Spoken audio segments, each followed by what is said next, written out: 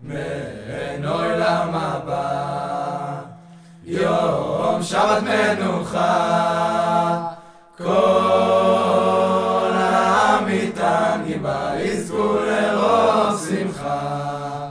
Shabbat Shalom. In this week's Parsha, we read some verses that are very disturbing. The Torah tells us that the Kohanim, in order to serve in the Beit HaMikdash, must be without blemish. A Kohen who's a Baal Mum is rendered invalid to serve in the Beit HaMikdash. And certainly with our contemporary sensibilities, we find this very, very problematic and exclusive.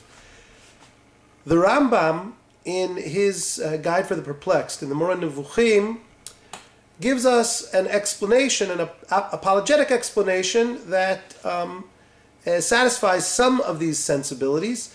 He tells us that the multitudes of humanity don't appreciate the true form of the human being, the greatness that is inherent in the true form, and they look at externals.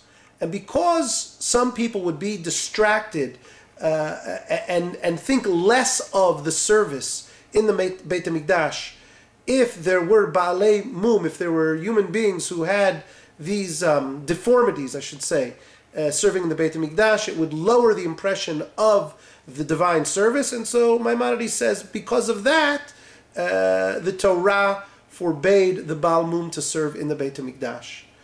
At least, according to the Rambam, there is a truer form, something that is great about the human being that is not connected to their physical appearance, and that these deformities don't detract from the truer essence of the human being. For the Rambam, that's most likely, of course, the human intellect.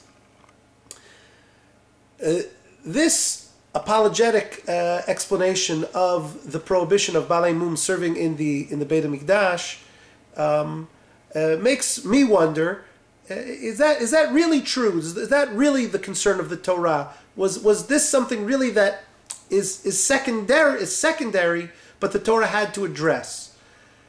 I recently came across a Dvar Torah by Dvorah Zlachauer, and an insight that she had within that Dvar Torah that reinforced for me this approach of the Rambam's, the truth of it, and that it's not just merely a way to explain away that passage in the Torah.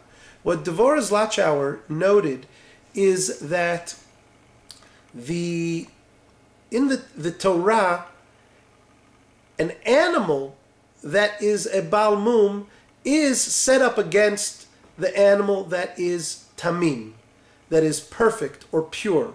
So a physical deformity of an animal is a mum, and the absence of that physical deformity is an animal that's tamim.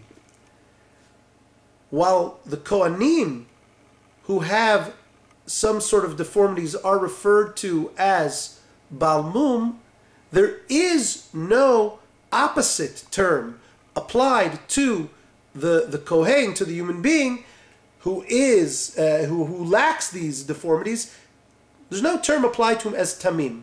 In fact, in the Torah, when it comes to human being, the term tamim or even tam never is used to address a human being's physical characteristics. To give just two examples of the word tamim or tam used for a human being in the Torah, the first one, of course, that comes to mind is Noach. Noach ish tzadik tamim haya bedorotav, et ha'Elohim italech Noach. Noah walked with God, and that was connected to his tmimut. Another one that I quickly share is Yaakov, ish tam yoshev oalim.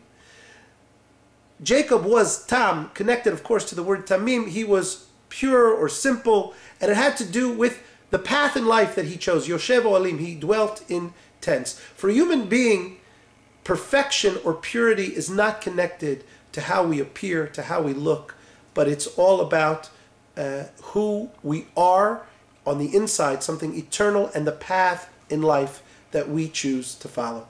Shabbat Shalom. מחב למשיח יוצא לו